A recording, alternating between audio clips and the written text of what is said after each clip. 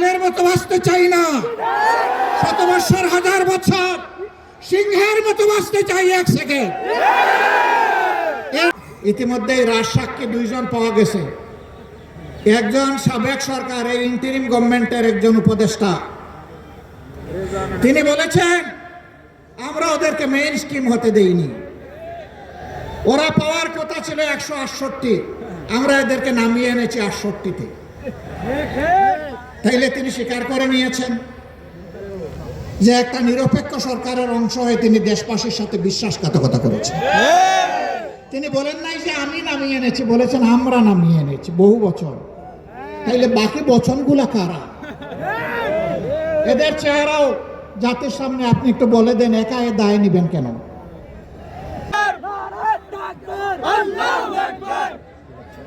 আসসালামু আলাইকুম ওয়া রাহমাতুল্লাহ। আলহামদুলিল্লাহ রাব্বিল আলামিন ওয়াসসালাতু ওয়াসসালামু আলা রাসূলিহিল কারীম ওয়া আলা আলিহি ওয়া সাহবিহি ওয়া আহলি বাইতি আজমাইন। বাংলাদেশ খেলাফত মজলিস কর্তৃক আয়োজিত গণভোটের রায় বাস্তবায়নের দাবিতে আজকের এই বিশাল সমাবেশের সম্মানিত সভাপতি, আমিরে মজলিস, মজলুম জননেতা, আধিপত্যবাদের বিরুদ্ধে উচ্চকিত কণ্ঠ, প্রিয় সহযোদ্ধা জনাব আল্লামা মামুনুল হক, মঞ্চে বসা জাতীয় নাগরিক পার্টির সম্মানিত আহ্বায়ক, সংসদে বিরোধী দলীয় চিফ হুইপ জনাব নাহিদ ইসলাম, রণাঙ্গনের 71-এর রণাঙ্গনের অন্যতম সেনাপতি, বীর মুক্তিযোদ্ধা জনাব ডক্টর কর্নেল অলি আহমদ বীর বিক্রম সহ জাতীয় নেতৃবৃন্দ, বাংলাদেশ খেলাফত মজলিসের সম্মানিত নেতৃবৃন্দ, প্রিয় দেশবাসী, সাংবাদিক বন্ধুগণ, আজকে যে মঞ্চে আমরা এখানে দাঁড়িয়েছি, এই মঞ্চের সাথে 2টা জিনিস কখনো যাবে না। একটা আধিপত্যবাদ আর একটা ফেসিবাদ। এই 2টাকে এই মঞ্চ কখনো কবুল করবে না, বরদাস্ত করবে না। এই মঞ্চে যারা বসে আছেন তারা জাতির স্বার্থে দেশপ্রেম বুকে ধারণ করার কারণে জলে জলে তিলে তিলে তারা প্রমাণ করেছেন জীবন দেব, অন্যায়ের কাছে মাথা নত করব না। আফসোস, 2006 সালের 28 অক্টোবর যে খুনের রাজনীতি দিয়ে হাত রাঙ্গিয়ে মানুষের রক্ত দিয়ে হাসিনার রাজনীতির নতুন উত্থান হয়েছিল, তাদের হাতে একসময় যারা সকলেই মজলুম ছিলাম, রাজপথে আন্দোলন করেছি, সংগ্রাম করেছি, তাদেরই একটা অংশ আজকে সরকারে যাওয়ার পরে অতীতের সব কিছু ভুলে গিয়েছে। কেন আজকে এই দাবি বাস্তবায়নের জন্য আমাদেরকে সোহরাওয়ার্দী উদ্যানে আসতে হলো? তারা জাতির সাথে বিশ্বাসঘাতকতা করেছেন, এই কারণে আসতে হলো। তারা স্বীকার করতে বাধ্য হয়েছেন জুলাই সনদ বাস্তবায়নের কার্যকরী আইনি পদ্ধতি হিসাবে গণভোটের কোনো বিকল্প নেই। এই জন্য সেই গণভোটের প্রস্তাব তাদেরই একজন করেছিলেন। তাদের নেতা নির্বাচনী প্রচার অভিযানে শহীদ আবু সাঈদের স্মৃতিবিজড়িত রংপুরে গিয়ে বলেছিলেন, প্রিয় দেশবাসী, ভোট দিবেন 2টা, একটা দিবেন আমাদের মার্কায়, আরেকটা দিবেন গণভোটে। আপনারা সকলে গণভোটে হ্যাঁ বলবেন। এখন তারা বলছেন গণভোট অবৈধ। পার্লামেন্টে আমরা জিজ্ঞাসা করলাম, এটা কি নির্বাচনের পরে অবৈধ হলো না আগেই অবৈধ ছিল? তারা কোনো সময় বলেন আমরা 4টার মধ্যে 3.5টা মানি, কোনো সময় বলেন যে পুরাটাই অবৈধ। আমরা বলেছি পার্লামেন্টে, আপনারা দেখেছেন একই আদেশে 2টা ভোট, গোশত হালাল কিন্তু শুরুয়া জুল হারাম। এই সুবিধাবাদী মানসিকতা।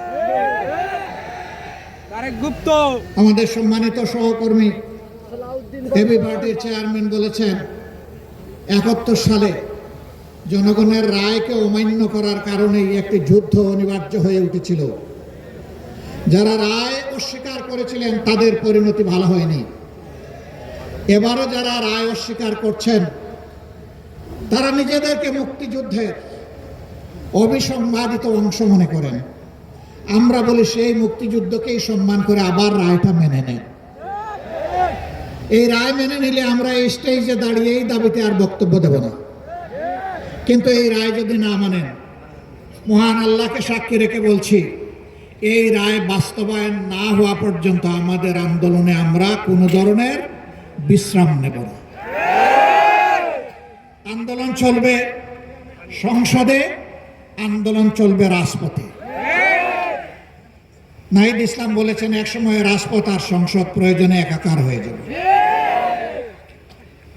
রাজপথ আর সংসদ একাকার যেদিন হয়ে যাবে সেদিন বালুর পাত দিয়ে নদীর জোয়ার, সমুদ্রের জোয়ার থামাতে পারবেন। ফ্যাসিবাদীরা বিভিন্ন ন্যারেটিভ তৈরি করে, বয়ান তৈরি করে জাতিকে বিভক্ত করেছিল। আর আপনারা নির্বাচনের আগে বলেছিলেন আমরা নির্বাচিত হলে, সরকার গঠন করলে সবাইকে নিয়ে আমরা সরকার গঠন করে দেশ চালাবো। এখন আপনারা কি করছেন? এক দলকে পাঠিয়ে দিচ্ছেন পাকিস্তানে, আরেক দলকে পাঠিয়ে দিচ্ছেন পেশোয়ারে, আরেক দলকে পাঠিয়ে দিচ্ছেন আরো কোনো দেশে, আর নিজেরাই দেশের জমিদারি দখল নিতে চাচ্ছেন। মনে রাখবেন, জুলাইয়ের 2টা স্লোগান ছিল বড় শক্তিশালী। একটা ছিল উই ওয়ান্ট জাস্টিস, আরেকটা ছিল দেশটা কারো বাপের নয়, দেশ বাংলাদেশের জনগণের। আধিপত্যবাদের দূষরদেরকে তাড়া দেখি শত শত আলিম ওলামা বুকের তাজা রক্ত এবং জীবন দিয়ে এই দেশবাসীকে জীবন এনে দিয়েছে। আমরা সেই আলিম ওলামার সাথে বিশ্বাসঘাতকতা করব না। আমাদের যে যুব সমাজ, যে শ্রমিক সমাজ, যে কৃষক সমাজ, আপামার জনগণ, এমনকি 4 বছরের শিশু জীবন দিয়ে আমাদেরকে ঋণী করে গিয়েছে, আমরা তাদেরকে কথা দিচ্ছি আমরা তোমাদের সাথে বেঈমানি করব না। তোমাদের স্বপ্ন বাস্তবায়নে আমরা অবিচল সামনে এগিয়ে যাব ইনশাআল্লাহ। আমরা গভীরভাবে আস্থাশীল, ইনশাআল্লাহ আমাদের নয় জনগণের বিজয় হবে ইনশাআল্লাহ। যেই 70 ভাগ জনগণ ফ্যাসিবাদের বিরুদ্ধে দৃঢ় অবস্থান নিয়েছে গণভোটে হ্যাঁ বলে, সেই জনগণের বিজয় হবে। নতুন করে কেউ ফ্যাসিবাদ কায়েম করতে গেলে তাদেরকে অনুরোধ করব, নিকট অতীতের যাদেরকে এখন বুকে টেনে নিয়ে আপনারা এই নির্বাচনের বৈতরণী পার হয়েছেন, যাদের হাতে পায়ে ধরে ইঞ্জিনিয়ারিং করে ক্ষমতায় এসেছেন, তাদের পরিণতি থেকে শিক্ষা গ্রহণ করুন। সম্মানিত ভাই ও বন্ধুগণ, তারা সংসদে দাঁড়াইলেই বলেন একটা সুষ্ঠু নির্বাচনের মধ্য দিয়ে গঠিত সরকার।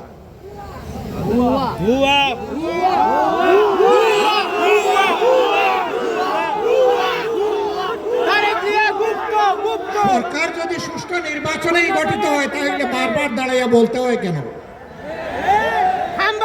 মেকিয়াভেলির একটা কথা আছে, তুমি যদি কোনো মিথ্যাকে এস্টাবলিশ করতে পারো তাহলে একবার বললে হবে না, 100বার বলতে থাকো।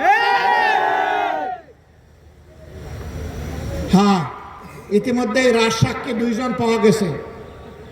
একজন সাবেক সরকার, এই ইন্টারিম গভর্নমেন্টের একজন উপদেষ্টা, তিনি বলেছেন আমরা ওদেরকে মেইন স্ট্রিম হতে দেইনি, ওরা পাওয়ার কথা ছিল 168, আমরা এদেরকে নামিয়ে এনেছি 68-তে।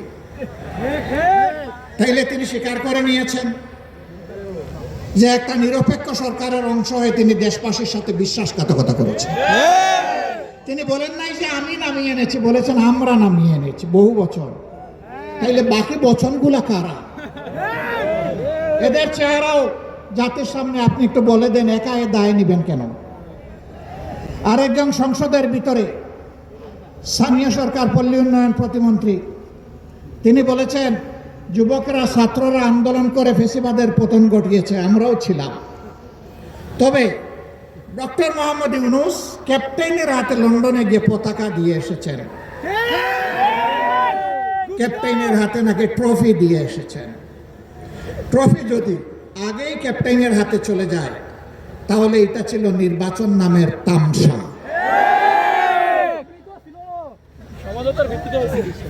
তারা স্বীকার করে নিচ্ছেন।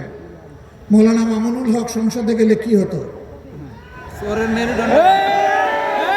যা হতো এর ভয়েই তাকে আটকে দেওয়া হয়েছে। কয়দিন, কতদিন আটকাবেন?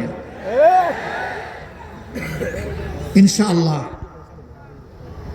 দেশপ্রেমিকরাই বাংলাদেশ আগামীতে পরিচালনা করবে ইনশাআল্লাহ। তৈরি হন, লড়াই চলবে, থামবো না, চালিয়ে যাব। জনগণের অধিকার আদায় না হওয়া পর্যন্ত জীবন যাবে, কিন্তু মাথা নত করবো না ইনশাআল্লাহ।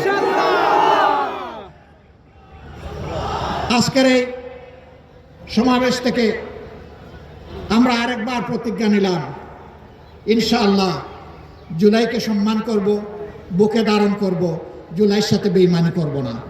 আর জুলাইয়ের সাথে যারা বেঈমানি করবে তাদেরকে ছাড় দিয়ে কথা বলা হবে না। জীবন দিব, জুলাই দেব। বিশেষ করে যুবকদেরকে অনুরোধ করব, তৈরি হন। বলবেন আর কতবার জীবন দেব, দেশের জন্য যতবার প্রয়োজন। আমিও তোমাদের কাতারে দাঁড়িয়ে বলছি, আমিও যুবক, জীবন দিতেই থাকবো। বিলালের মতো বাঁচতে চাই না 100 বছর, 1000 বছর, সিংহের মতো বাঁচতে চাই 1 সেকেন্ড। এর মধ্যে আর কোনো কম্প্রোমাইজ হবে না ইনশাআল্লাহ।